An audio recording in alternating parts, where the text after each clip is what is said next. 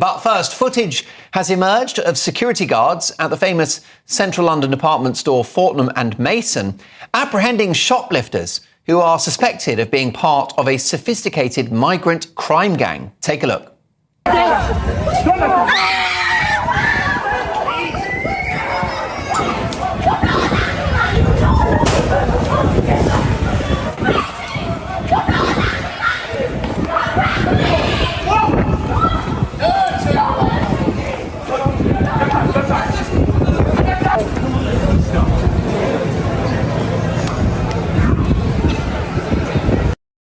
Well, those are distressing pictures. What is happening to law and order in this country? Well, the man who shot that footage is the fearless reporter, writer and broadcaster Andy Ngo, who joins me now. Andy, really good to see you.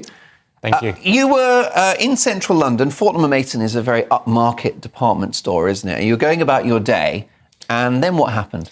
I was on Jermyn Street after doing some shopping, and I heard... Famous for posh shirts. Yes. Yeah. And I heard screams ring around, and immediately I just thought, something's happening, get out my phone. I used to do a lot of riot and protest coverage in America. Including, of course, the BLM riots. Yes, in Portland, Oregon, and elsewhere. And I saw security trying to apprehend a group of women. And immediately what I observed is that it looked like the reactions of the women, that they were quite prepared to respond the way they did, which is screaming, rolling around on the ground, being very, very theatrical and getting a lot of attentions.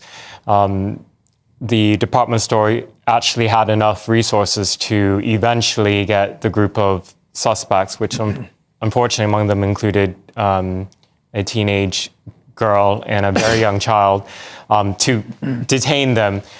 I think it was any other business, small business, there's no way they could have been able to detain them. In America, what I've seen with these targeted thefts is that there would be smash and grabs, and oftentimes you see in these videos that go viral, security is right there and they just let them go because there's just too much that can happen. To try to detain them. You can't, excuse me, I've just got something in my throat. You can't ask somebody that's on £11 an hour to put his life on the line. Yes, that's another thing too. I think I was surprised to see that there is business here that does take alleged theft seriously. Yeah. That's not the case in the United States, unfortunately. No, indeed. What do we know about this sort of crime? I mean, could it be a sophisticated gang that's organising this shoplifting? So I've reached out to the Metropolitan Police, and they just let me know that 2 adult women and a juvenile adolescent were arrested on suspicion of theft. They did not comment when I asked if what is their nationality or immigration status. I believe that the suspects, they appeared to come from a foreign origin. And so police have not provided me details of a larger organized element, but at least within that group that night, they looked coordinated between one another, and in terms of theatrics and all that, to try to help one another escape. Yes, I mean, we don't know about the details of this case, but I mean, in a lot of situations regarding shoplifting, it's often an industry, isn't it? What are the methods of gangs like that? How do they work? So I know best about how this works in the United States, for example, that there would be theft rings where groups would be very organized in how they coordinate people who go in and out, those who keep an eye out, those who keep an eye out for when law enforcement comes, and then the merchandise is sold on online marketplaces where it's much more difficult to track.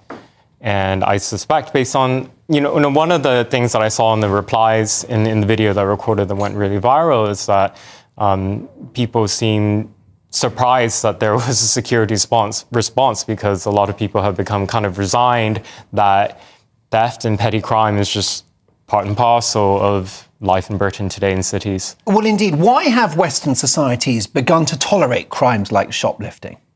Because we've seen it in America, haven't we? Branches of the Apple store with iPads being ripped off the stand and just bundled into someone's pocket.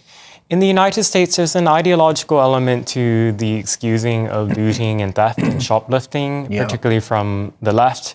After with the rise of the Black Lives Matter movement and viral videos of law enforcement being called on those who have been suspected of stealing and such, and then there's some incident that goes viral, a narrative and a perspective that's been put out by ideologues is that life matters more than property. So they use that as a slogan to say, basically, if robberies or thefts are happening, so be it. We don't want to get law enforcement involved because they might get hurt, the suspects might get hurt and or killed possibly, and that contributes to systemic racism. I mean, that sounds a bit like communism to me.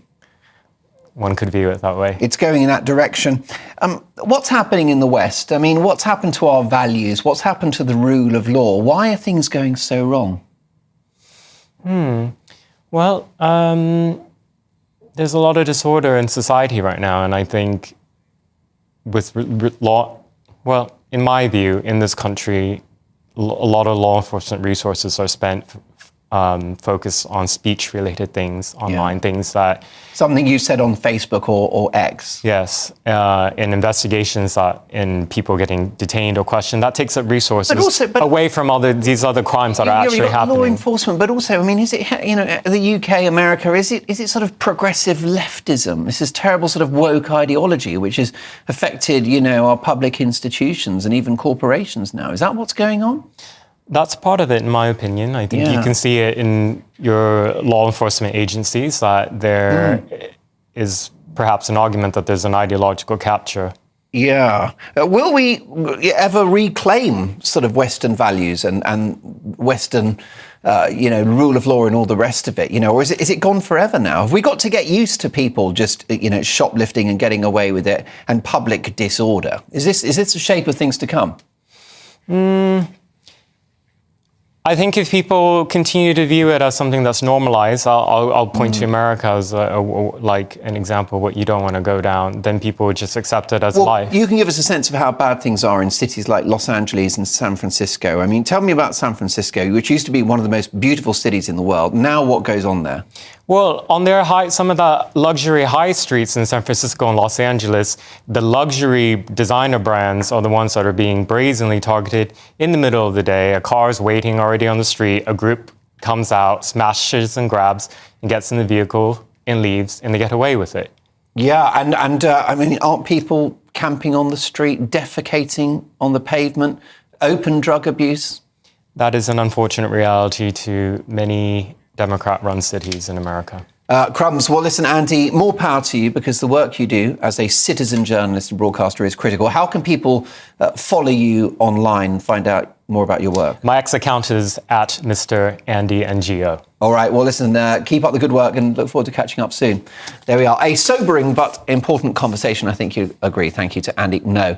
Now, in a statement provided to GB News by the Met Police today, they told us at around 1500 hours on Wednesday, the 4th of December, police were called to a shop in Piccadilly. Security staff had detained 2 women and a teenage girl who had allegedly concealed perfume bottles whilst within the store before leaving and making no attempt to pay. The group tried to make off and dispose of the items when challenged. Security staff restrained them and escorted them back into the store to await the arrival of the police. All 3 were arrested on suspicion of theft and taken into police custody. The following day, they were charged with theft from a shop and bailed to attend court next month.